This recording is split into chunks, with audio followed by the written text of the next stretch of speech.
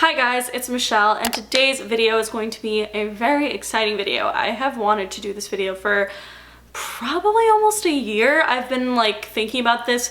If you guys know me at all, you know I love metaphysical stuff that can't really be explained, like tarot cards and psychics and astrology. I'm just super into that kind of stuff. I find myself to be a psychic, well, whatever, and we're gonna talk about some examples of that, and I just love all that stuff. So today's video is going to be all about kind of the backgrounds of a lot of certain metaphysical things or supernatural things like tarot cards and astrology, and just some interesting evidence as well of them. Let's get into it. But first, today's video is kindly sponsored by Keen. Keen is perfect for this video. I was so happy when they reached out to me because of how much I wanted to do this video anyway, and it just was a perfect fit. So if you guys don't know, Keen is a website that provides access to vetted psychics and spiritual advisors, and they provide guidance and insight onto life's challenges and clarity for relationships. Keen is one of the most affordable ways to get an instant response from a psychic, and they're professional, and it's 24/7. You can get psychic readings at 2 o'clock in the morning if you want to, and I just think that's so cool because if you have something weighing on you and you need a question done right now, you can go to Keen to do that, and I just love it. I think it's a super cool concept. I myself tested it out and it was so cool. I had quite a few different psychic readings. I just went all in and tried a bunch of different psychics and tarot card readings and all of that stuff, and it was so crazy. This one psychic literally knew my career path, that I wanted to be an actor. I didn't say anything, that my name is not even on it. It's not like they can Google me. So she knew that I was in the creative business and that I wanted to expand my work that I'm doing currently to do acting. So I thought that was so crazy, and she was like, yeah, it's gonna be really successful, really good for you. So it made me feel very much more reassured that I'm on the right path, which I love. So when you sign up, you take a brief little questionnaire, and it'll recommend you with a list of psychics that are going to be best for what you want to get out of a psychic reading. There's so many different types of psychics on this website. There's mediums, there's relationship advices, there's tarot card readings, there's astrologers, there's also Spanish psychic readers too, which is really cool and inclusive. What I really like about Keen is I hate talking on the phone. This is a personal thing.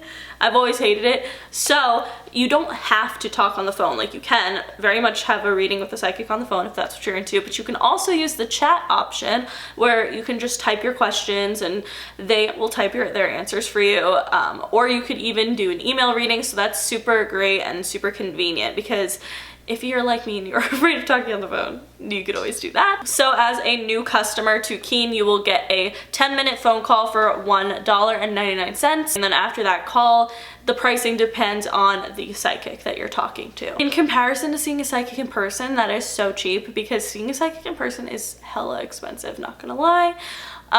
It is super pricey. It could be over $150 for just one session with a psychic. It's nuts. And with this, at least you can get started and try it out for such a low fee. Not only that, but you can find one of these advisors or psychics that you really like and have an ongoing relationship with them, and then they will learn you better. You can set monthly intentions with them, clear your chakras, and also gain clarity on the significance of synchronicities. So I think it's really cool that you can build a relationship with the person that is reading your cards or giving you spiritual life advice. I just think that's super cool, and I think it's really beneficial to kind of create a relationship with the person reading you. Also, as soon as you sign up to try Keen, you will get weekly promotions as well via email, like $5 free, or buy $10 get an additional $20 of credit, which is super convenient, and it also makes it super affordable to connect with your advisors on a regular basis. So to try out Keen and to get your first 10 minutes for $1.99, all you have to do is go to trykeen.com/Michelle. I just think it's gonna be super fun. You can leave what readings you got in the comments below. I would love to hear it. So let's get into the video. I have quite a few different topics we're going to be talking about, and talking about some of the history and the facts behind them. So the first thing we're going to be talking about is tarot cards. I have been reading tarot cards for probably a little bit over a year now, which isn't long at all, but I am really into it. I just love the feeling. It's just fun. In comparison to some of the other things that we're going to be talking about, they're not that old, but they're still from at least the 1420s, which is crazy, and so cool and super interesting. The weird thing about tarot is that no one actually exactly knows where it came from. There have been many people that say it comes from Egypt, and there's been also people that mostly say it comes from Italy and the Italian Renaissance, so that's kind of the #1 theory of where they come from. I find tarot cards to be super intriguing. I love reading people's cards because it always scares them, and I have some examples of how I've been right. I mean, you're kind of gonna have to take my word for it, but essentially tarot cards I find to be extremely mysterious because there is no hard evidence of where they came from, why they are treated as magical. At first, tarot cards, when they were invented, they were kind of played as a game. At first, people didn't understand that they had these, you know, abilities, and it's crazy because it's just like, how did someone discover that they had abilities? Like, those are all questions that are just unanswered, and sometimes I feel like things are meant to be like that because it's very mysterious, and then it just is like so much more confusing as to why they work, but they do. Like, I don't know. So one thing that I have been very right about, that you can at least get another YouTuber's perspective on this, is my friend Andrew G. I love Andrew. He's everything and iconic. And I went to New York, and when I was in Long Island, I read his tarot cards for a video. I'll link the video down below. No one knew that Andrew's cousin was pregnant, but I mean, you could ask him. I don't think he wouldn't lie to you. So Andrew wanted me to ask the tarot cards if she was having a boy or a girl because she did not know yet. So she basically had me read the cards to see what the sex of her child was going to be. So I shuffled the cards, and all I did was just pick one card. She didn't know yet because at this point it was very early on in her pregnancy, and like not even that many people knew that she was pregnant. So I was like, okay, so I pull out a card, and it is the King of Pentacles. Might have been Cups, I don't remember, but it was a King card. And I was like, oh, you're having a boy. And she was like, okay. And she is. She's literally having a boy. I mean, I know that was a 50-50 chance of me getting it right, but there's 78 cards in a deck. There's only 4 kings.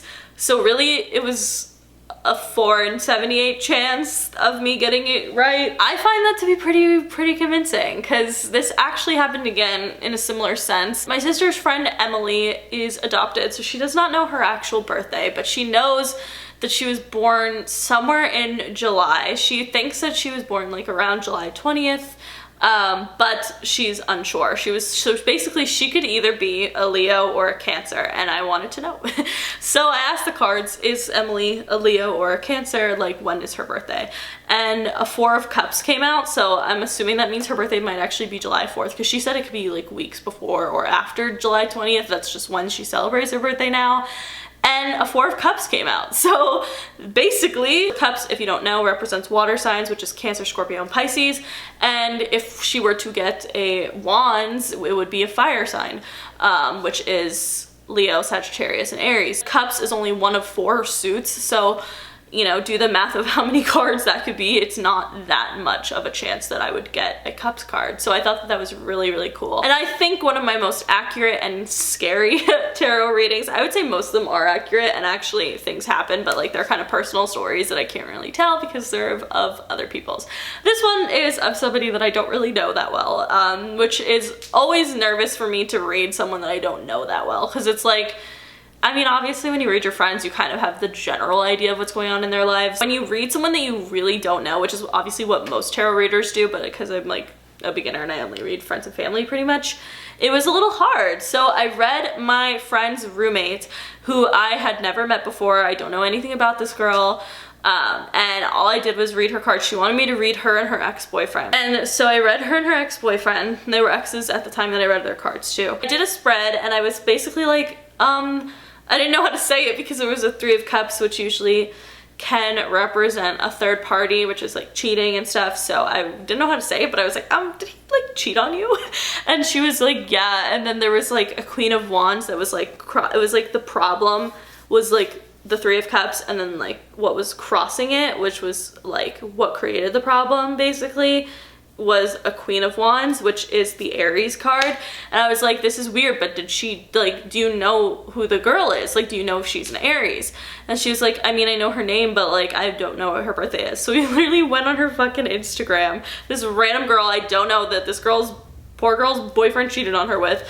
And lo and behold, her birthday was like April 2nd or something, and she was an Aries. So I was like, what the fuck? That's crazy. It literally says right here, cheated on you with an Aries woman. Like, that's so weird. So I just thought that was crazy. So tarot cards are something that will always interest me because of how accurate it can be. Anytime my friend Kira has me read her, even though she like kind of knows like the answer to situations, she'll have me read situations multiple times, and I will keep getting the same cards every time I read it. And like I said, there are 78 cards. Usually I pull 7 cards when I do a spread. So that is pretty crazy in itself. And then if I switch people, like it changes so drastically. Like if I have like a friend who is torn between 2 men, like she's into 2 guys and she wants to know like her relationship with this one and her relationship with that one, I will read both of their cards and their cards will be completely different, like crazily different. So I always find it super interesting in that aspect. Like I said before, I like that there's kind of a mystery around tarot cards, because obviously there's a mystery around most things like that are mystical like this, but with tarot, there is really no evidence of any particular one origin. It just seems like they kind of showed up and spread like crazy. So I think it's super cool, and I don't like to question it sometimes because it scares me a little bit, but I do like to see it as a tool and more of like the future is written in pencil, not in Sharpie. So I see it as like a tool of way to be able to guide you into doing things and to answering questions that you might have for your higher self. So that's how I see tarot cards. Yeah, that's the history of tarot cards for you. We're gonna move on to palmistry. Palm readings are something that for some reason really freaks me out, and I don't know why. Palm readings have always like kind of creeped me out. I think because it's just like so on your hands. Like it's like, I don't know how to explain this, but it's like something that's like you can't change. You can't say it was just like a random accident. Like obviously you can say certain things, maybe it's like not true at all, but like if you kind of believe in stuff, like you're like, well, this is like on me, like this is on my hands, like this is actually how I was born. I don't know. For some reason it freaks me out, but palmistry basically kind of stems, most people believe, from ancient India, thousands of years BC. Like this is so like long ago. That's what I said. Tarot cards feels like a long time ago. It's like 1400s, but it's not that long ago in comparison to all this other stuff. Not only that, but something that I found interesting about palm reading, which is why I decided to include it in this video in general, is that there's like ancient Chinese scriptures of doctors using palm and palm readings to predict illnesses and diseases, which I found super interesting and also scary because I don't like to know those things, but interesting nonetheless. So that's kind of all I have about palm readings because it does freak me out. If you want to learn more, there are tons of videos on YouTube about palmistry. So psychics is another ancient art, I would say, like fortune telling, that was created such a long time ago. Obviously psychics and psychic powers are considered a pseudoscience because there's obviously no proof of existence, but there is like, it's like hard because there's proof, but there's like, people can usually chalk it up to coincidence, which personally I don't really believe in like that much. Like I really do believe in psychics a lot. It would start a lot in like the times of the Mayans, where they would just have these like self-fulfilling prophecies that they would believe that was going to happen, and then they did. Psychics have always interested me since I was a child. I used to love Long Island Medium. Like there were so many different things that I loved. Like I loved psychic stuff though because I always felt like I was a psychic. Mostly because I just predict different things a lot. Oh, damn, YouTube relationships. I predict so many that I wish I could talk about, but like people don't know about them yet. Oh my gosh, this was such a weird coincidence or psychic ability that happened. I think this is fucking crazy. This was probably earlier this year. I'll find it eventually because I'll find where Ariana did it, but basically I was singing karaoke by myself just in my room, and I was singing My Everything by Ariana Grande, which is a very old, not a very old song. My Everything is from Ariana's second album, and I'm pretty sure this was after Thank You Next like had just dropped, or a new song had just dropped. It was definitely one of the two, and I was singing My Everything on karaoke, whatever, and then after I sang and had my little powwow moment, I went into my room, and I go on Instagram, and and I like refresh my page, and Ariana posts a video of her singing My Everything. Like, what are the fucking odds? This is an old song from like 3 albums ago, and she literally posted a video right when I was singing, like right when I finished singing it. Actually, as I was singing it, because like I sang, and then she posted it like 2 minutes ago. So it was while I was singing this song, she just randomly posted herself singing that song too. I just think that's so fucking bizarre. Because she did have a new song that was out, but she had something out that she could have been posting about, but instead she posted herself singing My Everything, and I will never understand, but I'm here for it. And that was one of my most psychic moments. You know what's really irritating is, for one of my psychic moments, I just wrote down Ross Lynch having a threesome, but I don't know what that means. Like, I don't know what happened or why it was a psychic moment. But I guess I predicted Ross Lynch having a threesome. The last topic we're going to be talking about is astrology and the history behind it. I love astrology. I find it to be super interesting, and there is actually good history behind astrology. I would say the other things are kind of very like mystical, like no one really knows where it came from, but astrology has like a pretty decent like structured background, and that is what I find super interesting about it. Astrology was born over 4,000 years ago. So the Babylonians were among the first to discover astrology and to start studying it. And Alexander the Great invaded the East. He actually brought back some of the teachings of astrology to the Greeks, who then spread it to Romans, and it just kind of spread from there. Well, obviously, if you guys, maybe if you're religious, it's known that like divination and stuff like that, that people might find like under tarot cards or astrology, all that kind of stuff, is kind of forbidden. But in 1932, archaeologists actually unearthed a 4th century synagogue in Israel, and in the center of the synagogue is this like crazy amazing like mosaic of the zodiac, which is so cool and so crazy. Like, it's nuts. I don't know why it creeps me out so much. Another conspiracy that people have is that the wise men were astrologers, and this is something that is so fucking interesting, because obviously we know Jesus Christ was a real human being. That's just history and facts, but people, you know, obviously debate why Jesus was here and all that stuff, but that's just like, you know, you believe whatever you want, boo-boo, I don't care. Astrologers began to kind of observe like what this Star of Bethlehem was. The wise men were seeing. They were like, where did this star come from? Like, what could they have been seeing that not all of these other people were seeing, or some people did see it, but like, what was the Star of Bethlehem? Like, the star didn't just like pop out of nowhere, but like it kind of did. And here's the interesting thing about it. Basically, astrologers kind of observed that what could have created this star was a conjunction of Jupiter and Saturn in Pisces. Pisces rules Judea. Saturn is also linked to Judaism. Jupiter is equivalent to kingship. Basically, the wise men, who were probably astrologers, could have seen that this conjunction was happening, and basically the conjunction would mean that the king of the Jewish people was born in Judea, which is literally what happened. So in the 17th century, Johannes Kepler, who was a very famous astronomer but also was an astrologer as well, discovered that the conjunction of Jupiter and Saturn in Pisces would have happened sometime around 7 BC. Well, obviously people are not quite sure of when the birth of Jesus Christ happened. There's a lot of debate about that. It could be possible that it could have happened 7 years before they thought it did. So astrologers believe that this conjunction was the Star of Bethlehem that the wise men saw.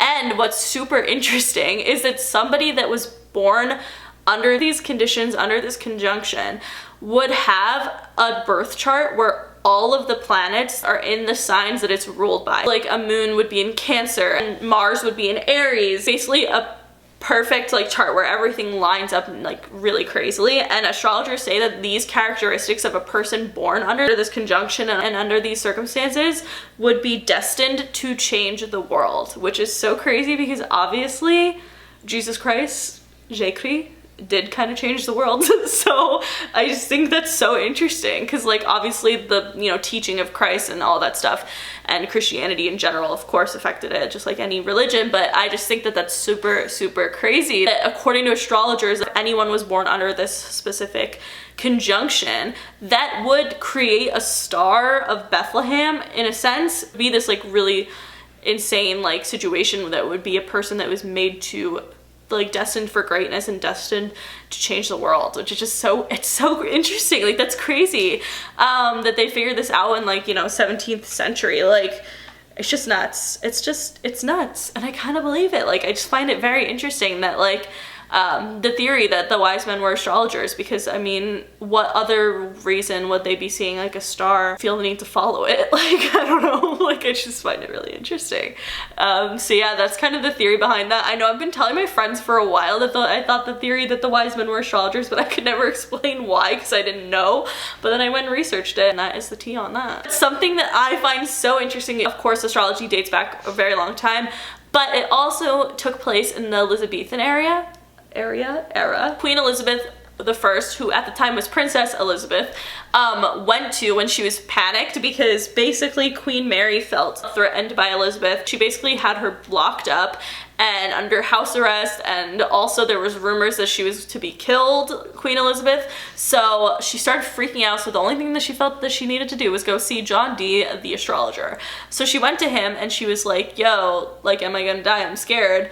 And he wrote up a birth chart for her, and he was like, no, like, you're not gonna die, you're actually destined to be queen, like, you're gonna be queen next. And of course Elizabeth was like, T, and obviously, as you guys know, she did become queen because Queen Mary died shortly after, making Princess Elizabeth Queen Elizabeth I, which is so crazy and like just so random that like she had this, you know, happen. She then made John Dee her personal astrologer, which I think is so cool. So she literally had a personal astrologer that she would just be like, yo, can you ask the stars if I should like do this? And like, I just think that's hilarious. That is it for today's video.